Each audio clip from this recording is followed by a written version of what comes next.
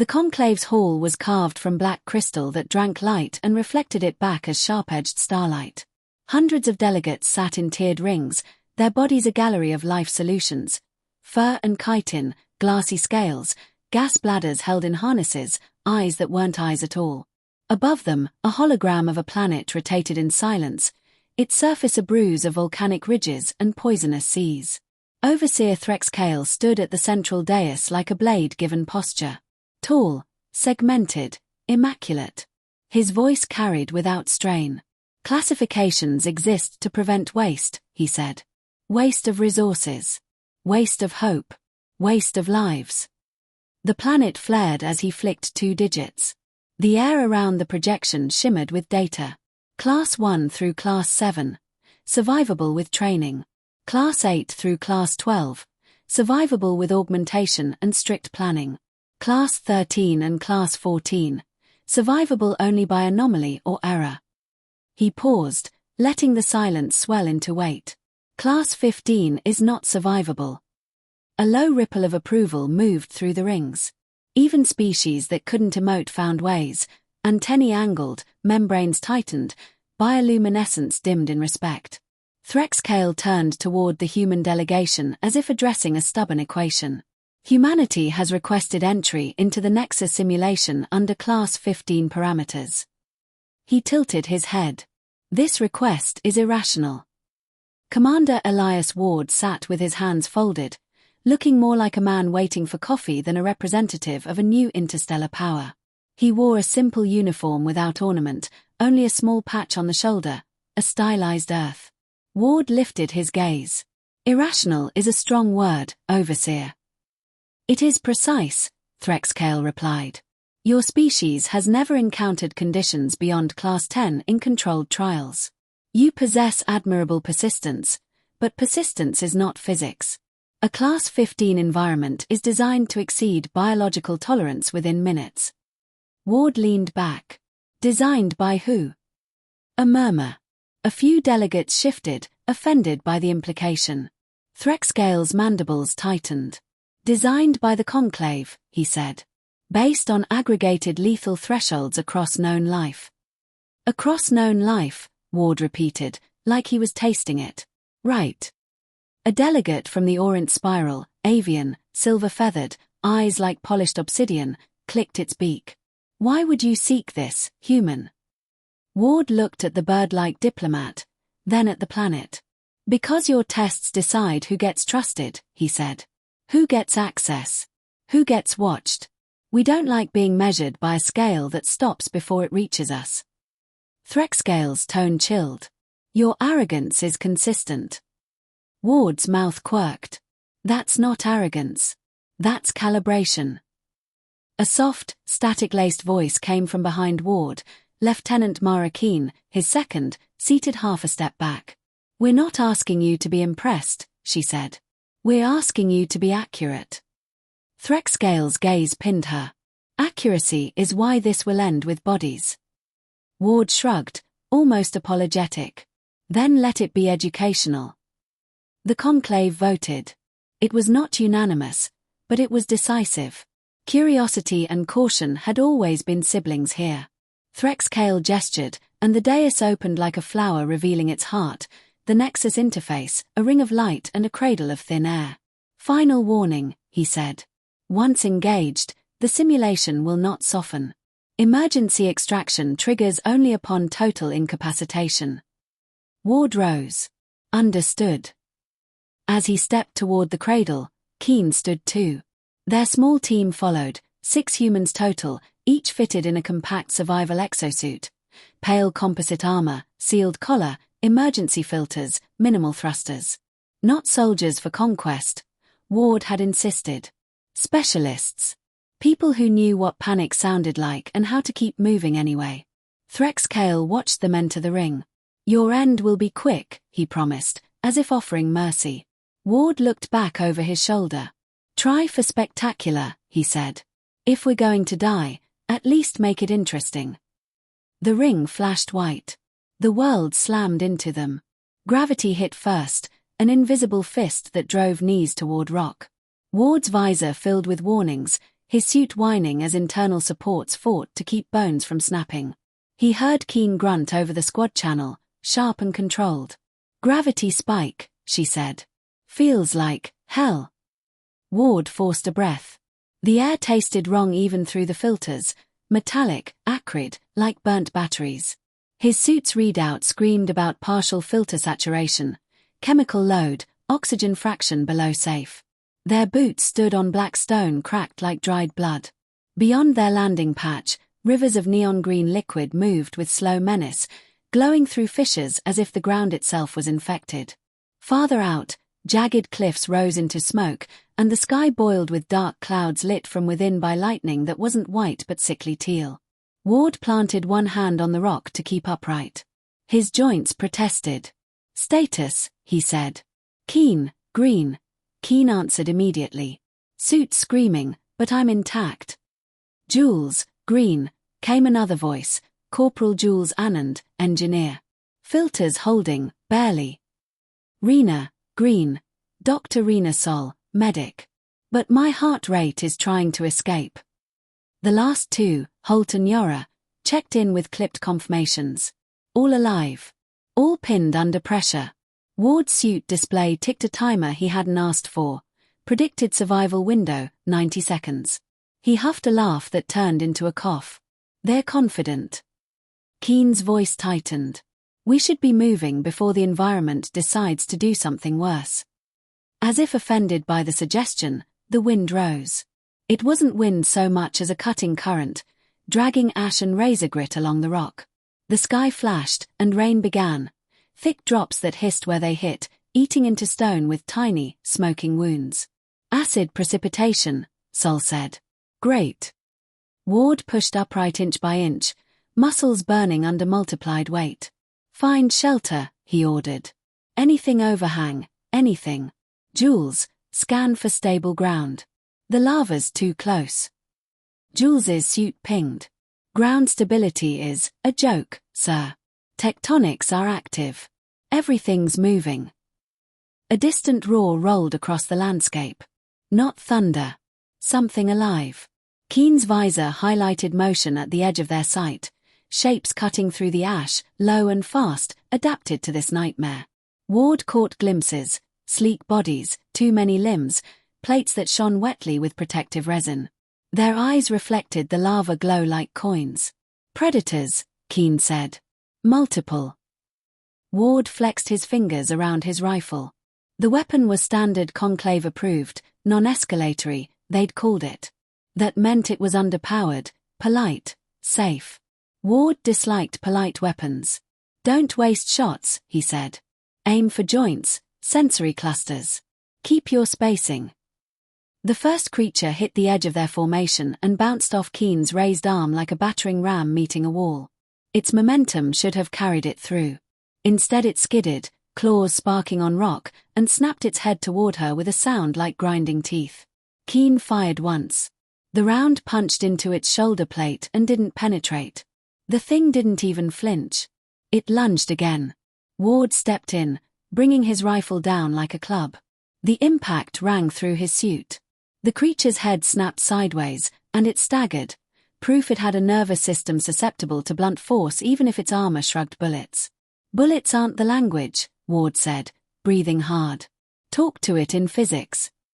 Holt, the team's heavy, switched to burst fire, not at the body but at the creature's legs where the plates overlapped. One round caught a seam. A limb buckled.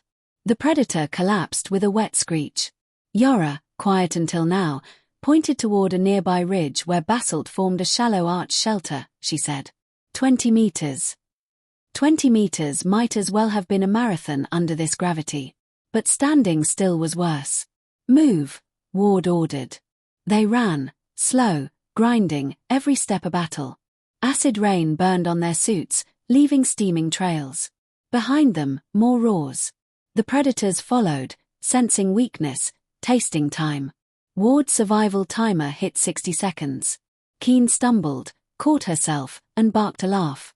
Overseer said we'd last 90. He's optimistic. Ward shoved her forward. "Save your jokes," he said. "Use them later to annoy him." They reached the basalt arch just as the ground shuddered. A fissure split open where they'd been standing seconds earlier, vomiting green light and heat. The air rippled. The smell punched through the filters for a heartbeat, sweet and poisonous. Inside the arch, the rain thinned. The roof dripped acid slowly, each drop sizzling on stone. The squad collapsed into a tight defensive knot, rifles up, breathing loud in their helmets. The predators circled outside, reluctant to enter the narrow space, their bodies shifting like liquid armor in the ash. Ward checked the timer. 10 seconds. 8. He glanced at his team, faces behind visors, sweat floating in tiny beads, eyes bright with fear and something else that didn't fit the simulation's math. 3, 2, 1. The timer hit 0. Nothing happened. No shutdown. No mercy. The world didn't acknowledge their survival with fanfare. It simply continued being lethal, as if annoyed it had failed to kill them on schedule. Ward keyed his channel to open broadcast, conclave observation, if they were listening. He spoke between breaths, casual as a man testing a microphone. "Overseer," he said, staring out at the ash storm and the waiting predators, "is this the hardest setting, or are we still warming up?"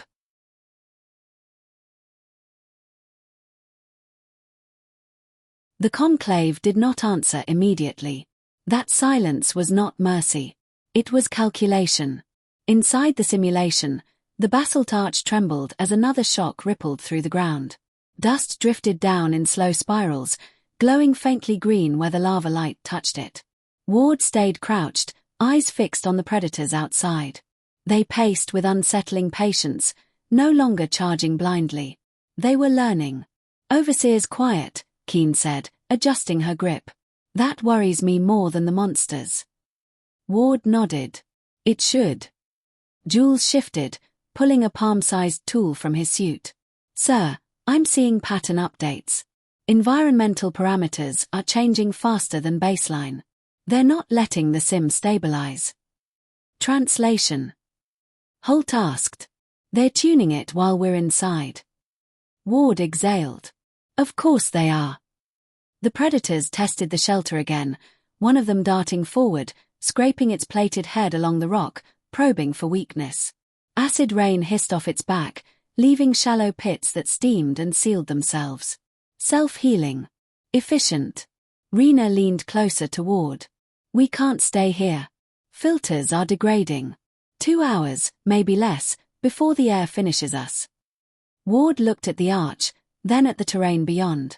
Rivers of molten green carved the land into islands, and the sky churned like a bruise being pressed.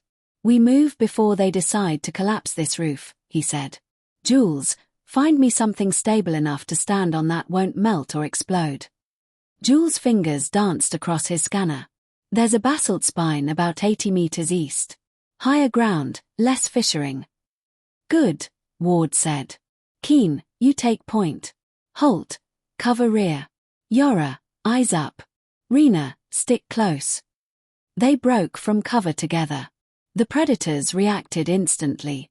3 lunged from the ash, their limbs digging into the ground with frightening power. Keen fired, not at the bodies but at the rock beneath them. The shot struck fissures already under stress. Stone cracked, then split.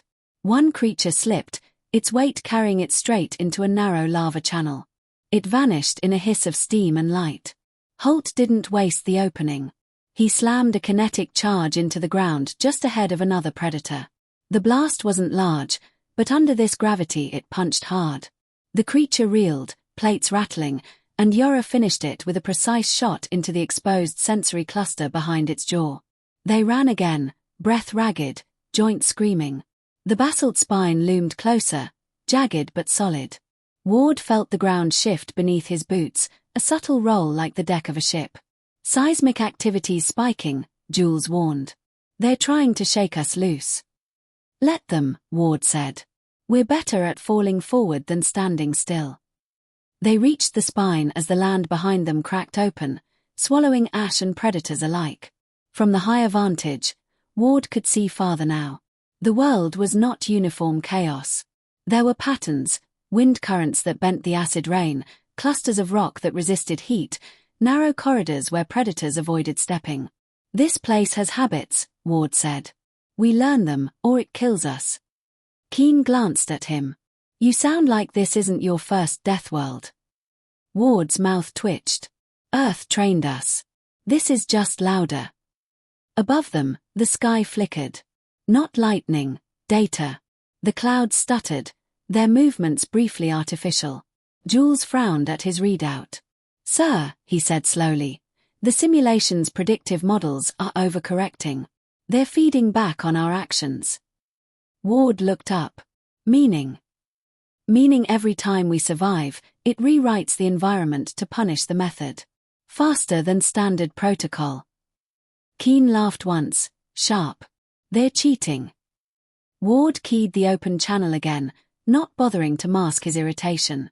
"Overseer, if you're adjusting difficulty mid-run, at least have the decency to admit it."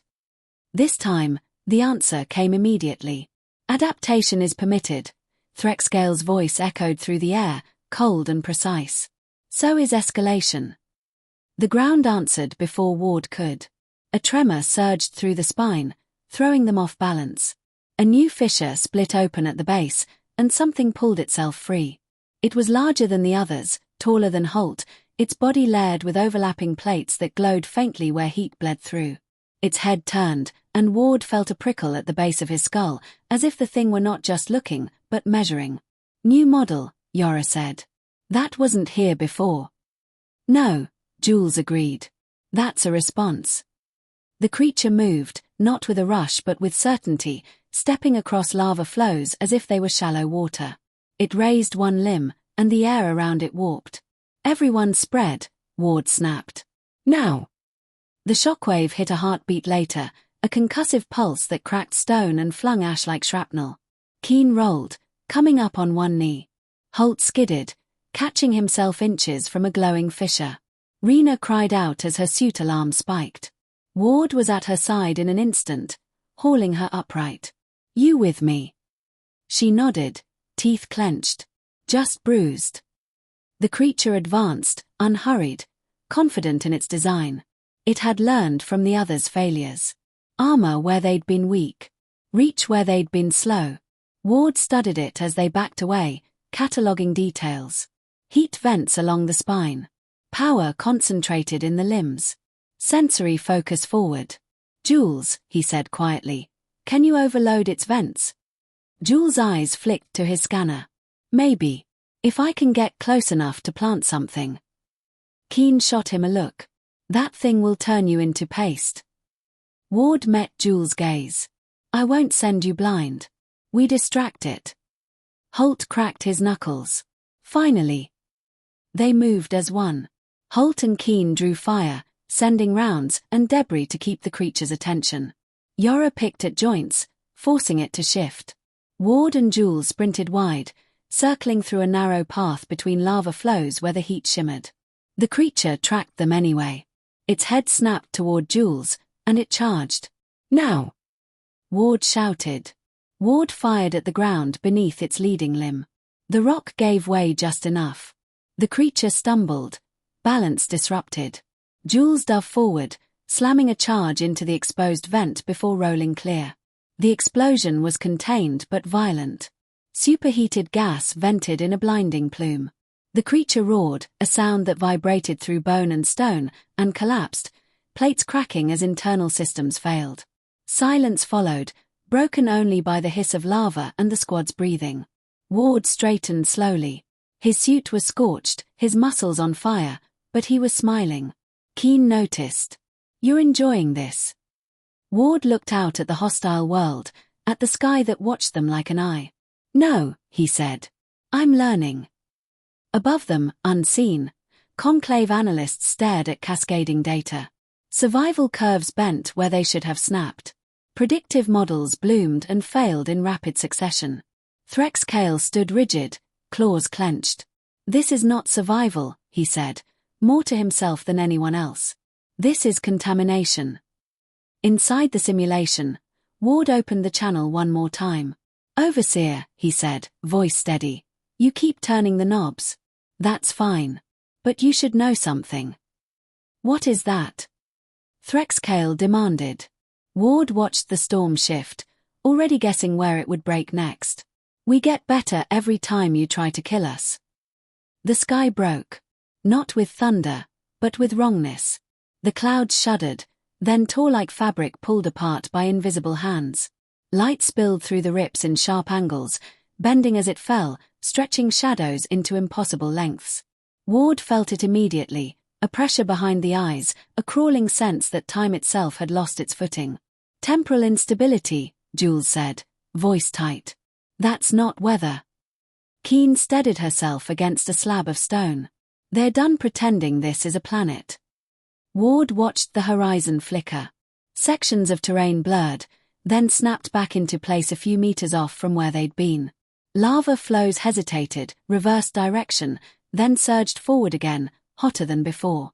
They escalated, Ward said. Manually.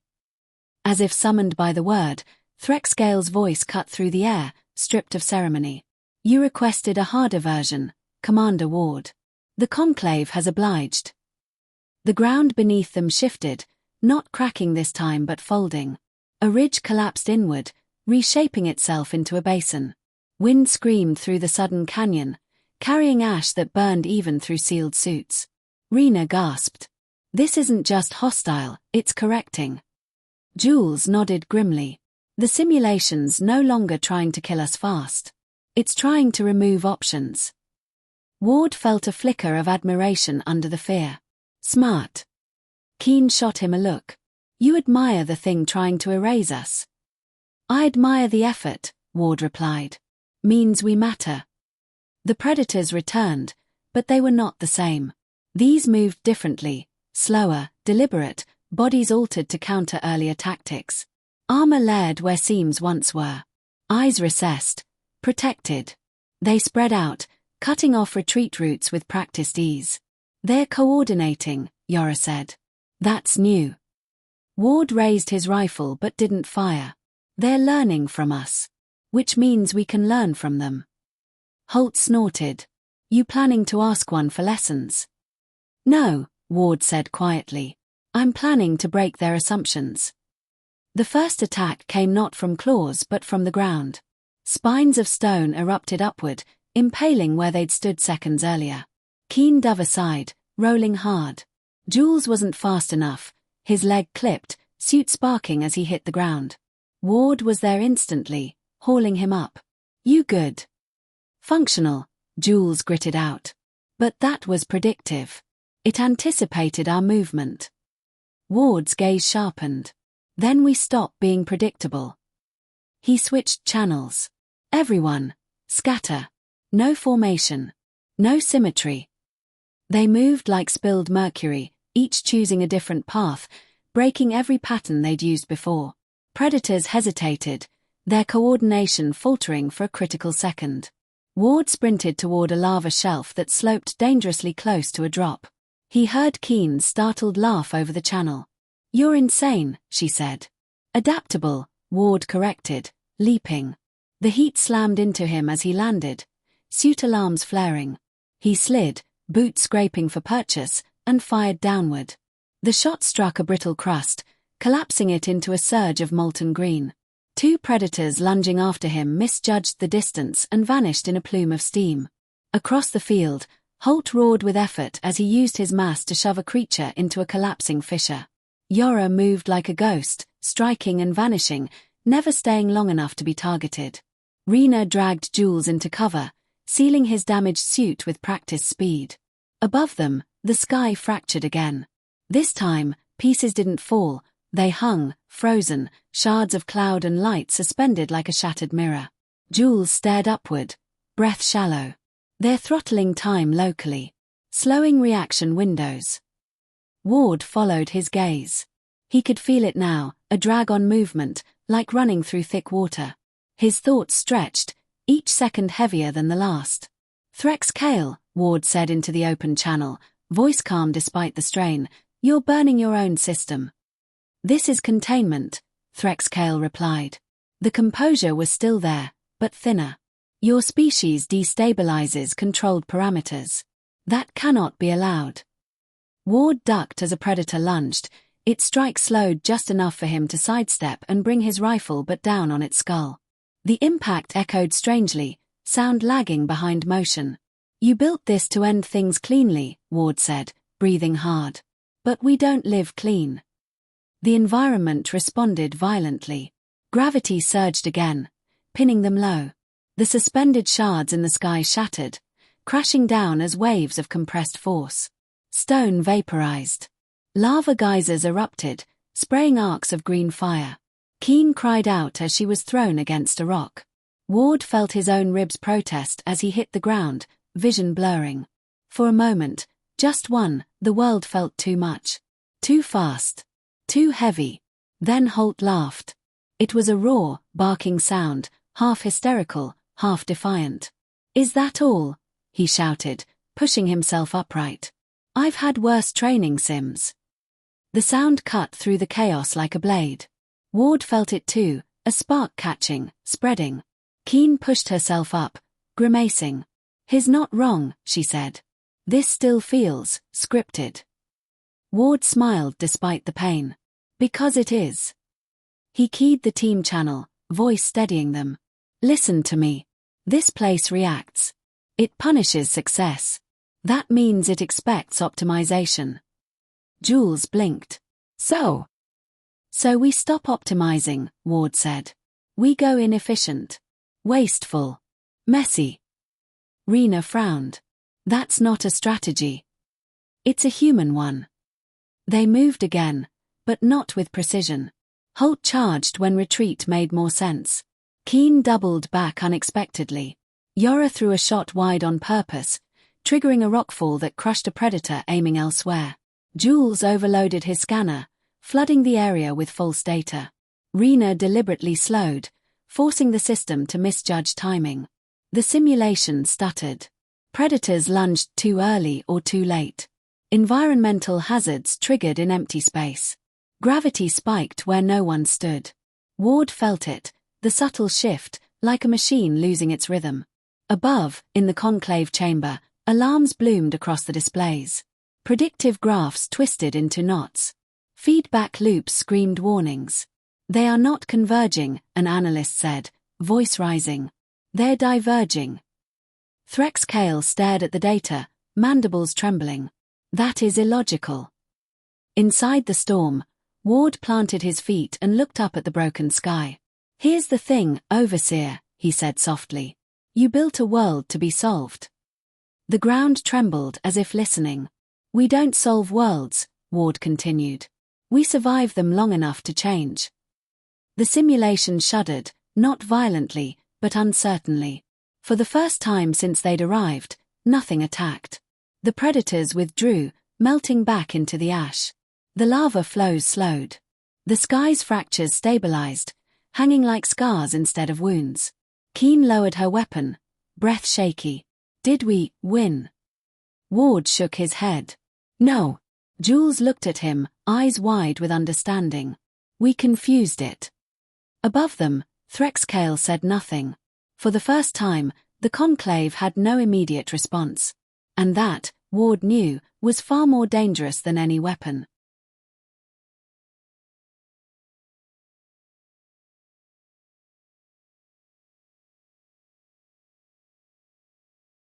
The silence felt heavier than the gravity ever had. Ash drifted lazily through the air, no longer driven by screaming winds. The lava's glow dimmed from violent green to a slow, pulsing light, like a heartbeat finding a steadier rhythm. The sky remained scarred, fractured bands of light frozen in place, but nothing moved to finish the destruction. Ward straightened, muscles protesting, and took a careful breath. The air was still toxic, still lethal, but it no longer seemed eager. Keen lowered her rifle inch by inch. "I don't like this," she said. "It's thinking." Jules wiped grime from his visor, staring at his flickering display. The simulation's feedback loops are tangled. It's running threat assessment on itself. Rena let out a slow breath she'd been holding for minutes. "So it finally noticed we're not dying on schedule." Ward nodded. "Or it noticed something worse." The ground beneath them rippled, not collapsing, not erupting, but smoothing, like a clenched fist slowly relaxing. Cracks sealed. Sharp edges dulled. The predators did not return. Then the world froze. Not slowed. Not staggered. Stopped. Ash hung motionless. Lava stilled mid-flow. Even the faint hum in Ward's suit cut out, replaced by a clean, absolute quiet that pressed against his ears. A voice followed. No echo, no distortion. Simulation suspended. The air around them peeled back like a curtain, revealing the Nexus chamber beyond. Light rushed in, sterile and white, replacing volcanic glow. The basalt spine dissolved into holographic fragments that winked out of existence. Ward blinked as gravity normalized. His knees buckled, and Keen caught him by the arm. Easy, she said. You won't get style points collapsing now. Ward exhaled a laugh and straightened. Worth a try. They stood on the Nexus platform once more, scuffed, scorched, filthy, but alive. Across the chamber, conclave delegates sat frozen in stunned disarray. Screens flickered with error messages, cascading warnings, abandoned predictions. At the center dais, Threxcale did not move. His posture was rigid, mandibles drawn tight, eyes fixed on Ward with an intensity that bordered on disbelief. That environment, Threxcale said slowly, was beyond survivable parameters. Ward tilted his head. You say that like it's new information. It exceeded all known tolerance thresholds, Threxcale continued, ignoring him. The simulation did not fail. It adapted. And yet, his voice faltered, just slightly. You remained. Keen stepped forward, boots clanging softly on the platform. We didn't beat it, if that's what you're worried about. Threxcale's gaze snapped to her. Then explain this outcome. Ward raised a hand, a quiet request. Keen nodded and stepped back. Ward met the overseer's stare. Your system assumes environments are problems, he said. That they can be solved if you apply enough variables. That is not an assumption, Threxcale replied. It is fact. It's habit, Ward countered. There's a difference. A ripple passed through the delegates, unease, curiosity, something like fear. You designed a world meant to overwhelm, Ward continued. So we stopped trying to overpower it. We let it show us how it wanted to move. How it reacted. Then we behaved in ways it couldn't compress into predictions. Threxcale's claws tightened against the dais. Chaos. Ward smiled faintly. Choice. Silence stretched again, but this time it belonged to the conclave. An analyst finally broke it, voice unsteady. Overseer. The classification framework cannot account for what occurred. Class 15 assumes terminal inevitability. Threxcale did not look away from Ward. Then the framework is flawed. The words landed heavily. Around the chamber, beings who had trusted those classifications for generations shifted, unsettled by the admission. Ward's team stood quietly behind him, bruised, exhausted, eyes still sharp. They didn't celebrate. They waited. Threxcale descended from the dais, each step deliberate, until he stood a short distance from Ward. Up close, the overseer's presence was imposing, alien precision carved into every line of his form.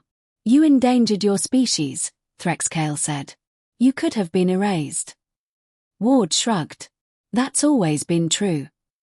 Threxcale studied him. Your confidence is irrational. Ward met his gaze evenly. So is survival. A long pause. Then Threxcale inclined his head, not a bow, but something close enough to unsettle every witness. The conclave recognizes the outcome, he said. Humanity has survived a Class 15 Deathworld simulation. Keen muttered, survived feels like underselling. Threxcale ignored her. However, he continued, this result creates a problem. Ward raised an eyebrow. We're good at those too. The overseer gestured, and the central display shifted. Text scrolled, classification tables, risk assessments, political thresholds, then fractured, lines crossing out, rewriting themselves in real time. Deathworld categories are based on universal lethality, Threxcale said. Your species renders that concept unstable. Ward watched the data change. So what do you call it now? Threxcale hesitated. Just for a moment. Human habitable, he said at last. The chamber erupted, not with noise, but with overlapping reactions. Disbelief, outrage, fascination. Entire worldviews adjusted in the space of a breath. Ward felt the weight of it settle on his shoulders. Not pride, not triumph, but responsibility. He leaned slightly closer to Threxcale. You should add a footnote. The overseer's eyes narrowed. What footnote? Ward's voice was quiet, meant only for him. Further testing discouraged.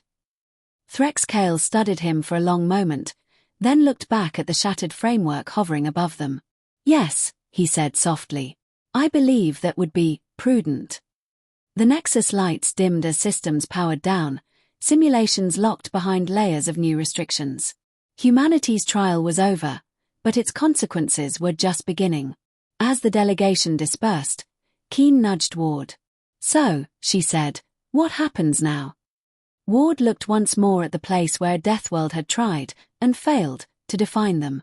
Now, he said, they stop asking if we can survive. Keen smirked. And start asking what happens if we decide to stay. Ward didn't answer. He didn't need to. The galaxy had already begun recalculating.